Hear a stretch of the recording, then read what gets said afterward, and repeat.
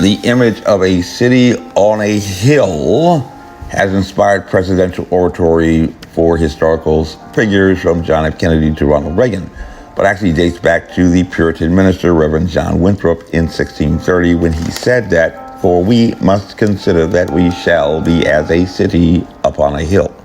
The eyes of all people are upon us, so that if we shall deal falsely with our God in this work we have undertaken, and so cause him to withdraw his present help from us, we shall be made a story and a byword through the world.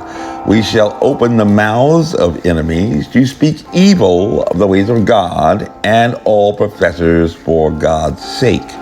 We shall shame the faces of many of God's worthy servants and cause their prayers to be turned into curses upon us till we be consumed out of the good land whither we are going." At least that was the way that Reverend Winthrop had imagined the idea. But the religious aspects were certainly not quite as prominent in the presidential illusions, and you have a pandemic crisis where churches have been closed. Moving on. Hello, my name is Major Mike Webb, and I am the son of a preacher man. And in the last segment, we examined the city on a hill upon whom the eyes of the world could turn their collection assets.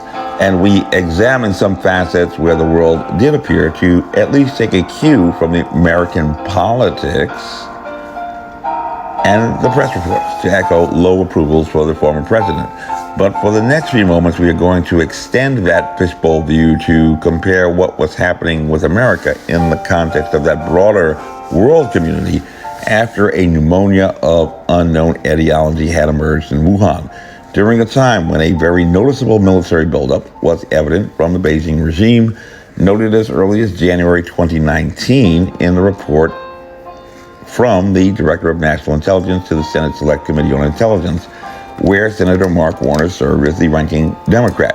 But most prominently in August 2019, when reports both from the State Department and the Air University for the U.S. Air Force had reiterated concerns about the Beijing regime representing the highest threat to the United States interests, a thought not shared by the Senate Select Committee for Intelligence until December 2020, when a joint statement from Senator Warner and Senator Marco Rubio indicated that the greatest national security threat to the United States was the Beijing regime, and that there was a bipartisan resolve that the Chinese Communist Party will stop at nothing to exert its global dominance. A very strong statement. A statement, however, not made early in the public health crisis, when infections aboard the only two aircraft carriers in the Pacific caused a shift in the balance of naval power in the region. And naval power is important. Why? Because this is how we move large pieces of equipment like tanks to different parts of the world. And it takes a little bit of time. You can't just put it on a plane. But this is happening at the same time that people's liberation was taking dominance with its only aircraft carriers. An aircraft carrier salvaged from the former Soviet Union in 1998 that underwent over a decade of retrofitting before its launch in 2014, and a brand new aircraft carrier launched in December 2019 as the pandemic crisis was just beginning, coincidentally.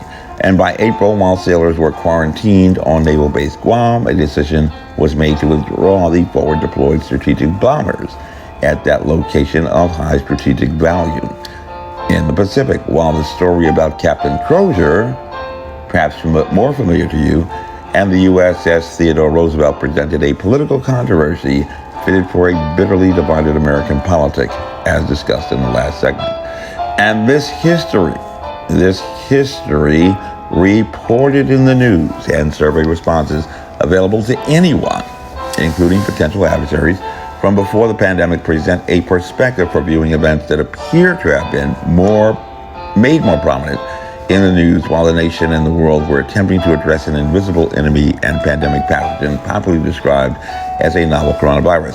But particularly to an intelligence analyst, these findings are imperative because they provide an open window into which a potential adversary could have viewed the political situation in the United States, and which could have prompted countervailing actions, which on all evidence appears to have been the case, for it is known that during this period, around August 2019, there were extensive efforts by the Tourism Office in Beijing to promote a positive image of the government in China, prominently featured on platforms, at least of business value, such as LinkedIn, and also through promotion of tours to the Eastern Empire, which it is known that at least several residents of even Arlington County had the opportunity to enjoy.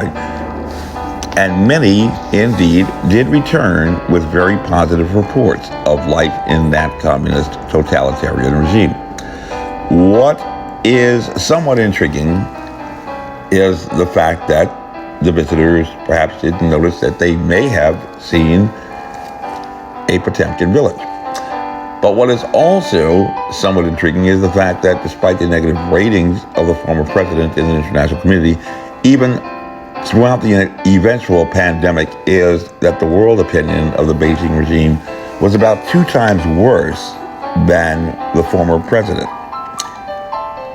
Even though going into what Congressman Don Beyer had called the election of a lifetime, and when, according to Pew Research Center, around 8 in 10 registered voters in the U.S., 83%, said in the summer that it really mattered who won this year's presidential election, the highest share in any presidential election since at least the year 2000. International views of China turned much more negative in 2020, with many people criticizing China's handling of the COVID-19 crisis. This was true, despite the resounding praise in many press reports internationally about what was reported as the decisive actions of the Beijing government, even finding Vox Media praising the early decisions of the Beijing government to save the world, but indicating that despite what was reported in the news, the reality of a pandemic pathogen, along with the reactions of governments, 91% of which, at least early in the pandemic, had not only began to close their borders, as well as replicate the cordon sanitaire protocols or lockdowns that had actually only been done in Wuhan and some surrounding areas, and which were expressly on record discouraged by the World Health Organization in their extensive 40-page report on the situation in China that was completed in late February 2020. According to Pew Research Center's year roll-up in December 2020, amid widespread economic hardship caused by COVID-19, around 4 in 10 U.S. adults said in August that they or someone in their household had been laid off, lost their job, or taken a pay cut. Results of public health preventive measures that were not implemented all across China. And when it was reported that more than half of Americans personally know someone who has been hospitalized or died due to COVID-19, fueling ideas of a pandemic, highly contagious pathogen, contrary to the pathology of the pathogen at less than 5%. Despite sharp divisions also in the perception of the public health threat on party lines, which incurred some erosion, particularly amongst older Americans after the infection of the president, when more conservatives began to follow the crisis more closely. American approval of the Chinese government did decline, but with disapproval ratings far lower than the international community, and indicating substantially less disapproval, particularly amongst Democrats, than the former president, contrasting with the beginning of the crisis, when as many as 2/3 of Americans surveyed held an unfavorable opinion of China, while just 26% viewed China favorably. And after the election, a survey found that 53% of Americans said they were confident in Biden to deal effectively with China, but there was a 64 percentage point gap between Democrats, 83% confident, and Republicans, 19% confident. But this is also significant. We have Americans actually voting for China over Donald Trump in a pandemic. This relatively low disapproval of the Beijing regime may explain the continued American investments in China throughout the pandemic, even though China withdrew its own foreign investment abroad. And even though the Beijing regime, which celebrated a complete victory over the pandemic pathogen in September, which it had actually begun as early as March, without any pharmacological measures like vaccines, which had boastfully hosted pool parties to tout its triumphs to impress visitors, much like the tourism efforts that we're seeing back in August 2019, while disapproval from other nations abroad exceeded 80% in some nations, with the exception of some African nations like Nigeria, beneficiaries of the Chinese Belt and Road Project, which had, as early as April, begun to warm them towards the communist regime. And at least coincidentally, a continent where, despite climatic challenges, world public health authorities had actually expressed prognostications of gloom and had predicted death tolls in the millions, which the nations of Africa, they claimed, amazingly escaped because of exceptional leadership in third world countries.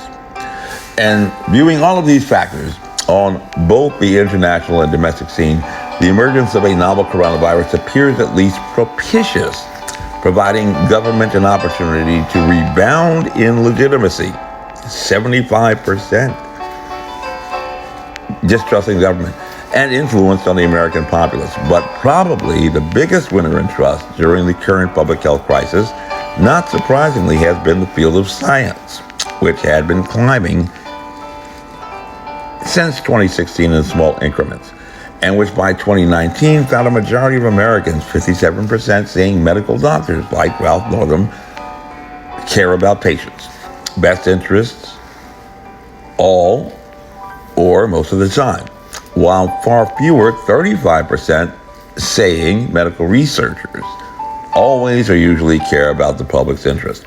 But the biggest gain for the scientific community came from research scientists in trust, where in 2019, Pew Research had found respondents saying only 12% to 19% believing that research scientists were transparent about potential conflicts of interest with industry all or most of the time, practically disappearing when suddenly an experimental vaccine comes up during a time historically associated with fear, confusion, and despair. And these differences before depended on the specific type of work being asked about. Similarly, few Americans, from 11% to 18%, thought scientists admitted and took responsibility for their mistakes all or most of the time. A concern totally disappearing when vaccines were rushed to the emergency use authorization and even abandoned the idea of including pregnant women and also persons with a history of allergies in the clinical test trials. And no more than 2 in 10 U.S. adults at that time said scientists in each field of work face serious consequences for misconduct all or most of the time.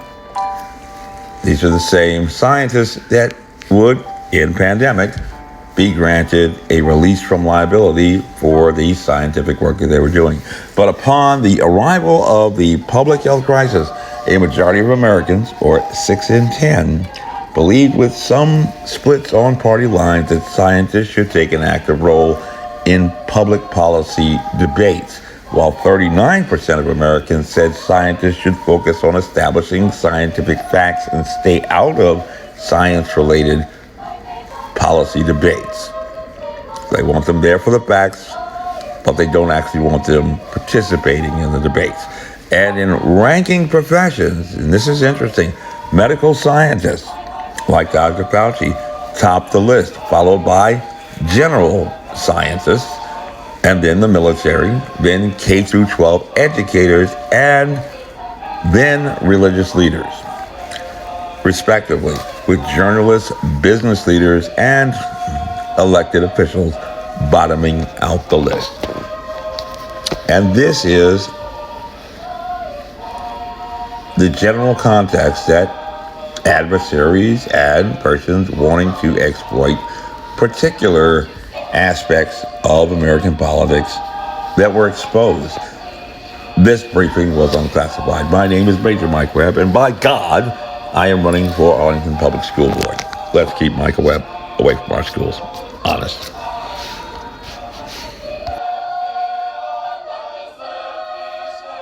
This advertisement was authorized by Mike Webb.